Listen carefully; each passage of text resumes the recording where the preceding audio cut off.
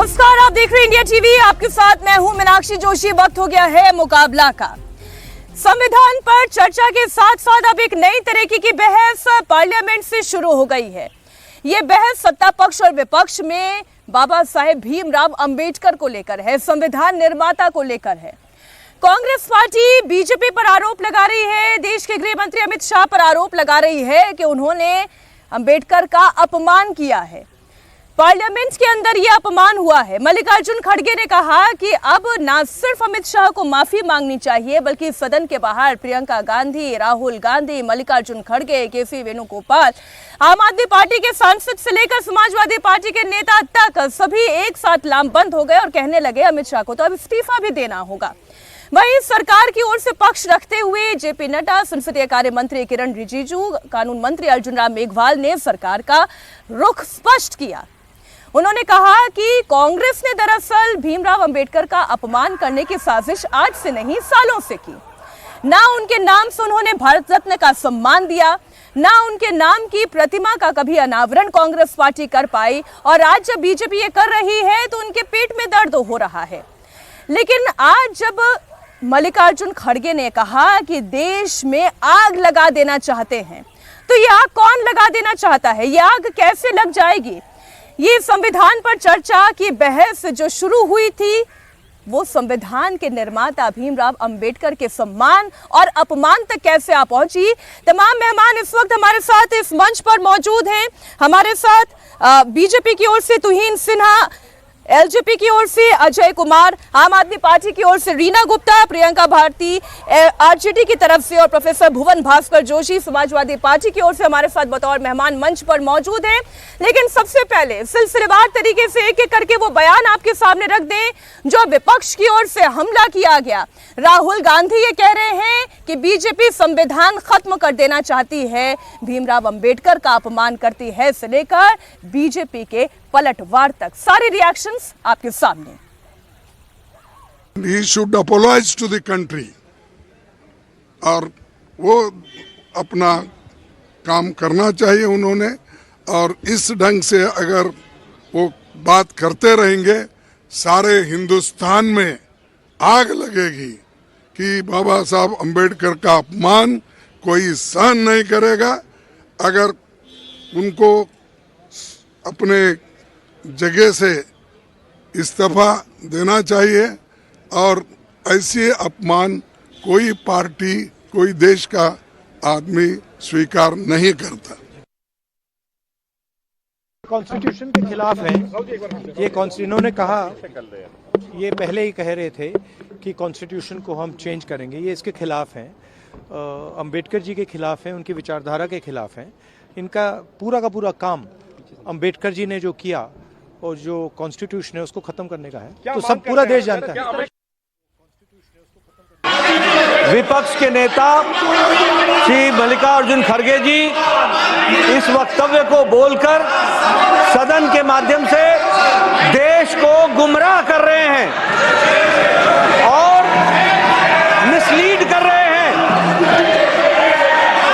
गृह मंत्री जी का पूरा वक्तव्य इस बात पर था कि आपने जीते जी अंबेडकर जी का, बाबा साहब अंबेडकर भारत रत्न का हमेशा तिरस्कार किया, हमेशा उनको पीड़ित किया, चुनाव में हराने का काम किया।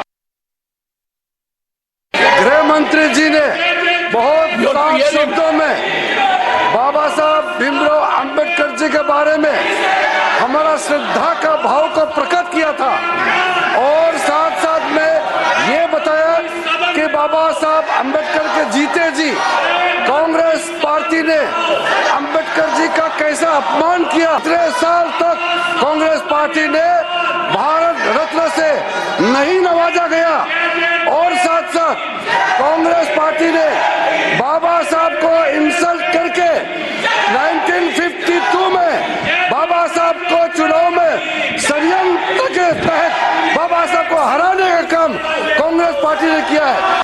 तो आपने सभी रिएक्शन एक एक करके सुन लिए। अब बड़ा सवाल ये है कि जब मल्लिकार्जुन खड़गे ये कहते हैं कि ये संविधान खत्म कर देंगे, अंबेडकर का अपमान किया गया और इसी के साथ साथ आरोप लगाते हैं कि देश में आग लग जाएगी। मैं बीजेपी से पूछना चाहती हूं, तुहिन जी, क्या आप देश में आग लगवा देंगे? मीनाक्षी जी, देखिए, बार बार कांग्रेस पार्टी बहाने ढूंढ रही है देश में आग लगाने की। 31 मार्च को पहली बार राहुल गांधी ने चुनाव के ठीक पहले कहा था कि अगर बीजेपी जीतेगी तो आग लग जाएगी। आज मल्लिकार्जुन खड़गे जी कह रहे हैं कि आग लगेगी। अरे, जब अपमान हुआ ही नहीं तो आग क्यों लगेगी? निश्चित रूप से कांग्रेस की मंशा में खुराफात है। देखिए, मैं आपके समक्ष सिर्फ एक ट्वीट रखना चाह रहा हूं। ये सबसे रीसेंट ट्वीट है सैम पिट्रोडा, जो राहुल गांधी के सैम अंकल हैं, उनका 2024-26 जनवरी का ट्वीट है। वो पूछते हैं, who contributed more to the constitution and its preamble? Nehru, not Ambedkar. और उसके बाद बहुत गर्व के साथ वो सुधींद्र कुलकर्णी का एक आर्टिकल कोट करते हैं जिसमें लिखा हुआ है कि बाबा साहब का दिया हुआ संविधान, doctor Ambedkar father of the constitution, ये सब मिथ्या है, ये सब झूठ है। ये सैम पिट्रोडा कह रहे हैं 26 जनवरी 2024 को, एक साल पहले भी नहीं है। तो इतिहास में तो हम जानते हैं कि हर बार केवल और केवल कांग्रेस पार्टी ही अपमान करती आई है भीमराव अंबेडकर साहब का, और अब भी कर रही है।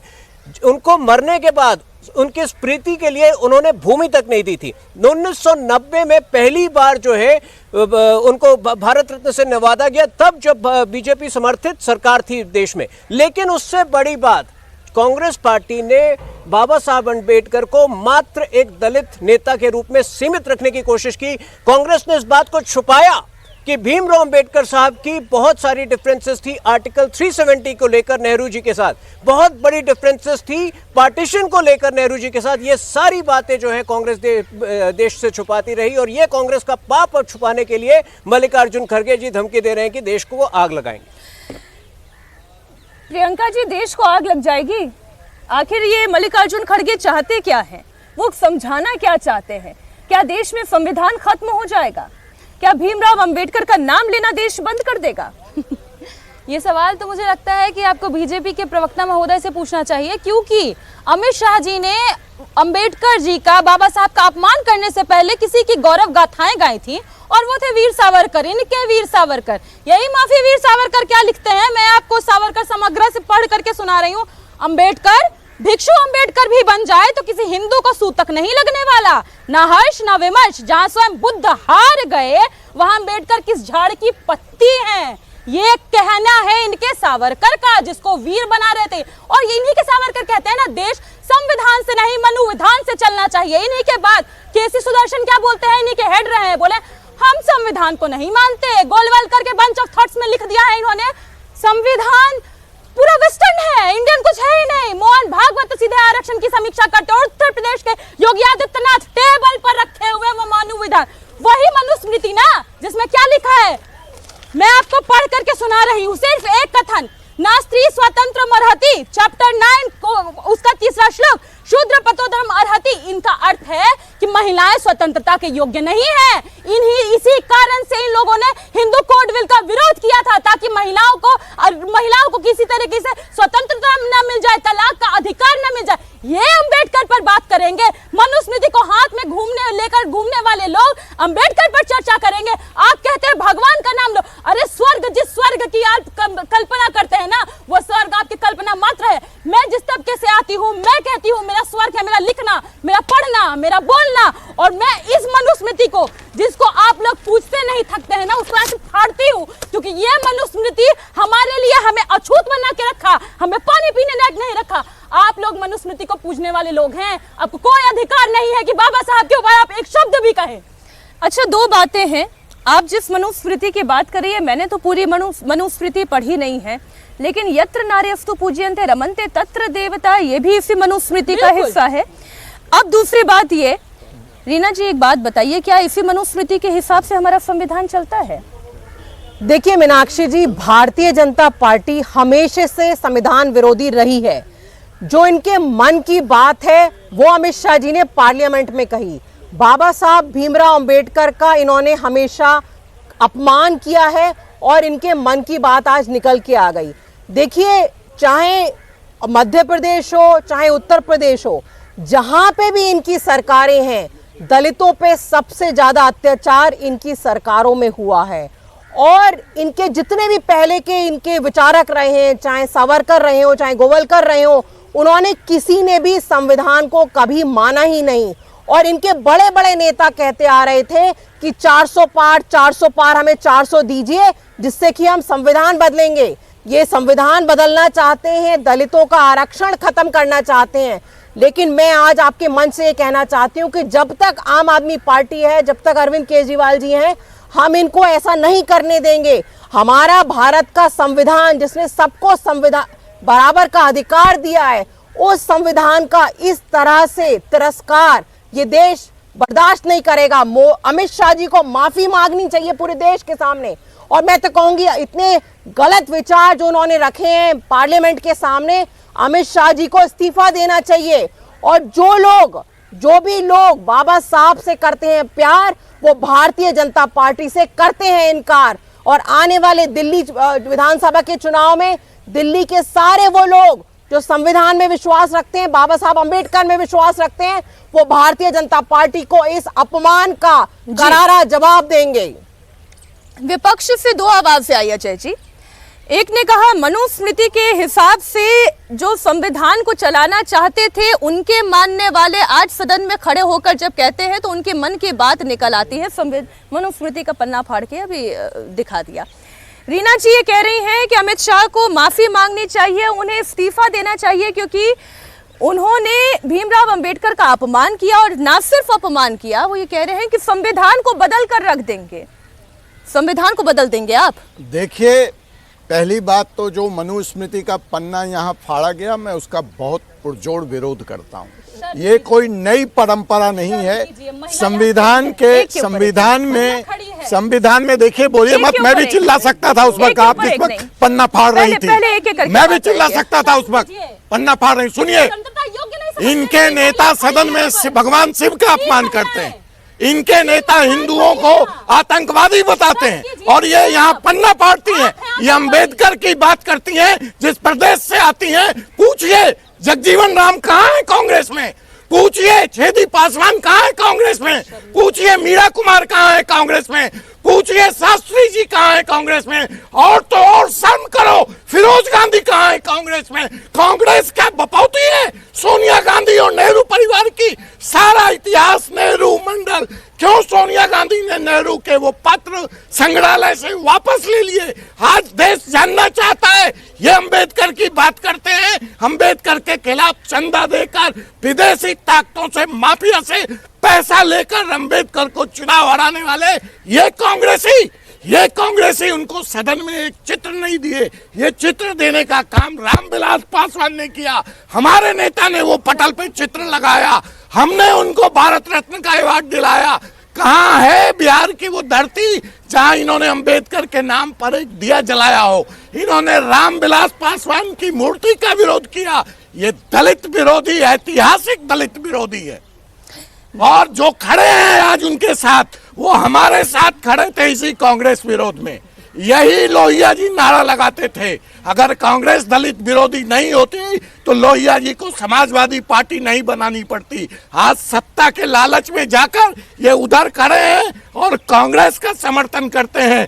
डूब मरो, तुमने अपनी बेटी का नाम मीसा भारती रखा था इसी कांग्रेस विरोध में। चंदा और दलाली करने वाली पार्टी माइकल कृष्ण को हथकड़ी लगाकर दुबई से लाने का काम किया है। हमने लाया है प्रमोद सक्सेना को, हमने लाया है माथुर को। ये दलाली नहीं चलने दी जाए। सोरस से पैसे लेते हो और यहाँ खड़गे बोलते हैं देश में आग लगेगी। अब क्या प्रमाण चाहिए? मैं तो तुहिंग जी से मांग करता हूँ, हथकड़ी लगाओ, इन सबको जेल के अंदर डालो। मैं भुवन जी आपके पास आऊं। ये देखिए गंभीर विषय पर चर्चा चल रही है, हंसी ठहाकों की जगह नहीं है यहाँ पर। भुवन जी लेकिन एक बात बताएं, इसमें क्या गलत है? आज अगर भीमराव अंबेडकर के सम्मान के बाद कांग्रेस पार्टी अगर सीना ठोक कर कह रही है क्यों नहीं उन्हें चुनाव जीतने दिया 2-2 मर्तबा, क्यों नहीं उनके नाम की प्रतिमा लगाई गई, क्यों नहीं उनके नाम का चित्र लगाया गया, क्यों नहीं उनके नाम पर भारत रत्न दिया गया, जबकि जवाहरलाल नेहरू को उनके प्रधानमंत्री रहते हुए भारत रत्न की उपाधि दे दी गई, ये सम्मान दे दिया गया। इंदिरा गांधी के प्रधानमंत्री रहते हुए उन्हें भारत रत्न दे दिया गया। यहाँ तक कि राजीव गांधी को उनके देहावसान के बाद भारत रत्न दे दिया गया। लेकिन भीमराव अंबेडकर को, जो संविधान के निर्माता है, जिन्हें खुद राहुल गांधी कह रहे हैं कि हम तो भगवान की तरह पूजते हैं, उन्हें भारत रत्न देने में इतनी देर क्यों लग गई?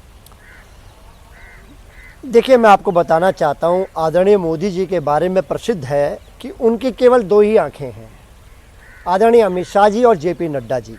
जब भी उनको कुछ कहना होता है, इन्हीं के माध्यम से वो अपना संदेश देते हैं। आपको याद होगा जेपी नड्डा जी का वो बयान जिन्होंने कहा था कि हमको अब आरएसएस की जरूरत नहीं है। आज जो नफरत है भारतीय जनता पार्टी की सरकार की, वो अमित शाह जी के माध्यम से पूरे देश के सामने आ गई है।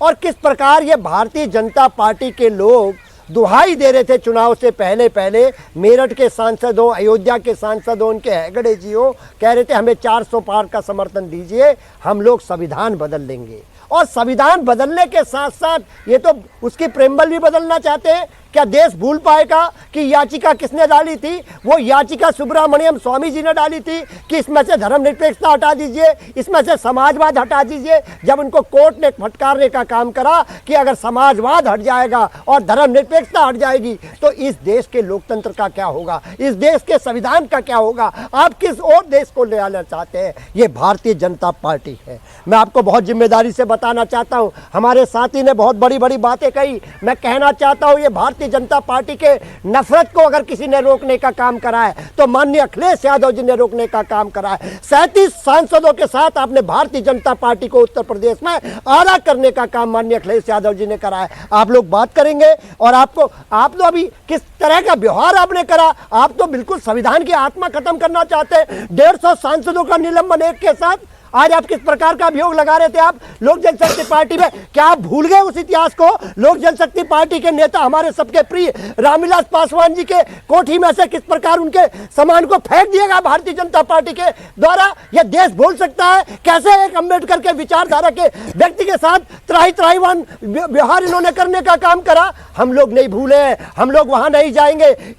ठीक है, हमारी बहन प्रियंका जी ने, ये जो मनुवादी के सोच के लोग हैं, जिनकी सोच में है कि किसी प्रकार नफरत बोली जाए और जिस प्रकार हनन करा है, आज मैं कहना चाहता हूं माननीय अमित शाह जी ने अंबेडकर जी की भावना का, वो मेरे को लगता है अब आने वाले समय में इनका जो दलित समाज है वो विरोध करने का काम करेगा। घर घर में इनके भारतीय जनता पार्टी के कार्यकर्ताओं का जाना मुश्किल करेगा, क्योंकि ये तो चाहते हैं इस तरह का देश को बनाना जिसमें नफरती सौहार्द हो, भाई को बहन से लड़ाना। और अभी किसानों की बात आप कर रहे थे, किसानों के साथ कैसा व्यवहार आपने करा? वो अपनी भावना को रखने के लिए बॉर्डर पे नहीं आ सकते, कीले लगा दिए आपने, पूरे बैरिकेडिंग लगा दिए। जय जवान जय किसान का देश को आप किस दिशा की ओर ले जाना चाहते हैं?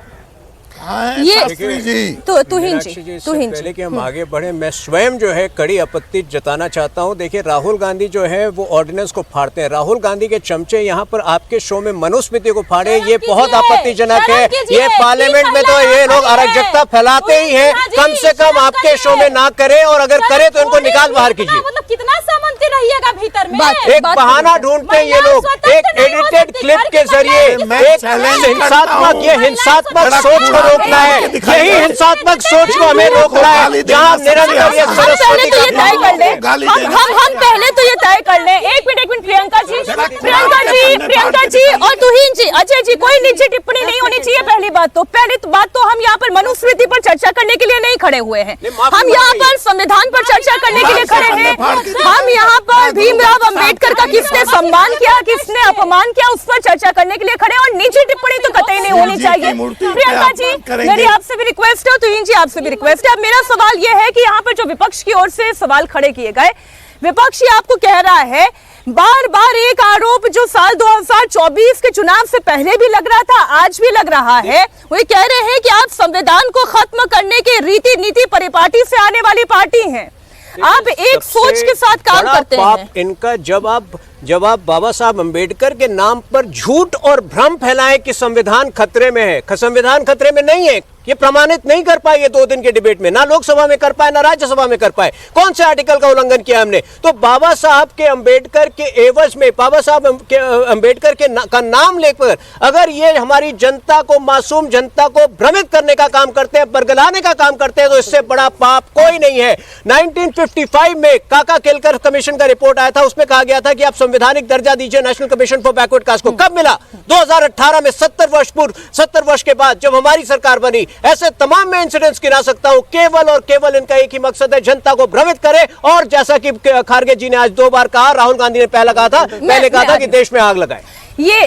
मैं रीमा जी आपके पास आ रही हूं, मैं प्रियंका जी आपके पास भी। रीमा जी एक बात बताएं, संविधान पर तो इतनी लंबी चर्चा हो गई ना सदन के अंदर, लेकिन क्या वो तर्क है, क्या वो तथ्य है जिससे विपक्ष ये साबित कर पाए कि संविधान के इस आर्टिकल का उल्लंघन हुआ, SC, ST, OBC दलित के साथ दुर्व्यवहार हुआ, या उनके अधिकारों का हनन हुआ, या एक नैरेटिव जो 24 के चुनाव में फैलाने की कोशिश हुई? तब भी एक ऐसा ही वीडियो तो अमित शाह का था ना, क्लिप काट के ये चलाने की कोशिश हुई थी कि आरक्षण खत्म कर देंगे।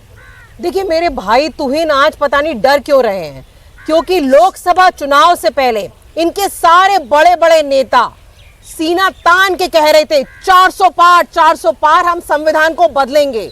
वो तो इस देश का जो नागरिक है वो संविधान में विश्वास रखता है, इसीलिए इनको 240 पे रोक दिया। अगर इनकी 400 पार आ गई होती तो इन्होंने संविधान बदल दिया होता, इन्होंने दलितों का आरक्षण खत्म कर दिया होता। और आज इनको डर क्यों लग रहा है इस बात में? और आज इन्होंने ये भी क्लियर कर दिया कि ये संविधान में नहीं, ये मनुस्मृति में ही विश्वास रखते हैं। इसीलिए बार बार प्रियंका जी को कह रहे हैं कि मनुस्मृति को आपने क्यों फाड़ दिया। मनुस्मृति को फाड़ना ही चाहिए, क्योंकि मनुस्मृति महिलाओं के खिलाफ, दलितों के खिलाफ बोलती है। इनके सारे बड़े बड़े नेता, सारे बड़े बड़े विचारक और इनके प्रेजेंट डे के नेता भी, अभी पिछले दिनों अलीगढ़ में इनकी महासभा हुई थी, इनकी उत्तर प्रदेश की महिला मोर्चा की जो नेता थी, उन्होंने बोला था कि संविधान की वजह से दलित लोग तुम्हारे बराबर बैठे हैं, नहीं तो दलित लोगों को तुम्हारे जूतों में बैठना चाहिए। उसकी वजह से उनको इस्तीफा देना पड़ा।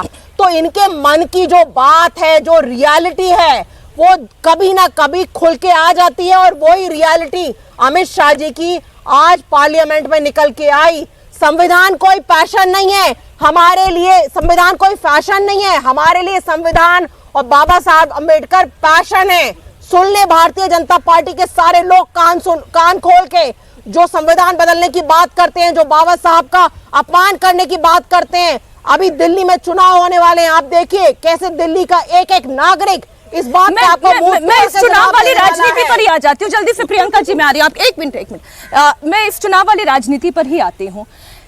2024 के चुनाव में भी यही नैरेटिव था कि संविधान को बदल दिया जाएगा। रीमा जी ये कह रही हैं कि इसलिए 240 पर रुक गए, वरना तो नारा तो 400 पार का था।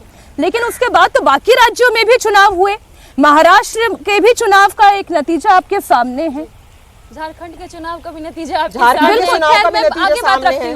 लेकिन इस पर फिर मैं इस पे दूसरा तर्क रखती हूँ। फिर कांग्रेस पार्टी ये क्यों कहती है कि जहां पर जीते वहां तो ईवीएम ठीक, जहां पर हारे वहां पर ईवीएम में खोट? देखिए, क्योंकि आप इस समय बार बार वो मेरे ऊपर अटैक कर रहे हैं तुहिन सिन्हा जी, ये कह के कि मैं देश से माफी मांगू क्योंकि मैंने मनुस्मृति फाड़ी है। मैं एक महिला हूँ और मेरी स्वतंत्रता को जो कोई भी रोकेगा मैं तो उसको नहीं छोड़ूंगी। आप हंस के स्वीकार कीजिए या रो के स्वीकार कीजिए। और अभी इन्होंने दिखा दिया नहीं, इसी मनुस्मृति को 25 दिसंबर को बाबा साहब ने जलाया था। अभी इसके लिए आप मुझसे माफी मंगवा के बाबा साहब को माफी मांगने कह रहे हैं। देख लीजिए इनका अम्बेडकर विरोधी चरित्र। यही सदन में देखिए मैं फिर कह रही हूँ, मुझे एक ब्रेक के लिए रुकना होगा। प्रियंका जी मुझे एक ब्रेक के लिए रुकना होगा। और मैं बार बार दोहरा देती हूँ, या तो हम सब इतने ज्ञानी हो कि हमने पूरी मनुस्मृति पढ़ी हो और उस मनुस्मृति पर हम चर्चा कर सके, क्योंकि इसी मनुस्मृति के मैं कुछ और श्लोक ऐसे पढ़कर बता सकती हूँ जहां पर विप्रों को, शूद्रों को, क्षत्रियों को, उन सब की सेवा के अनुसार उनका मान और सम्मान करने की बात करती है,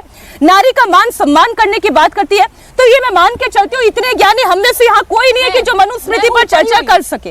हम बात कर रहे हैं संविधान की और बाबा साहेब भीमराव अंबेडकर के अपमान या सम्मान के विवेचना की।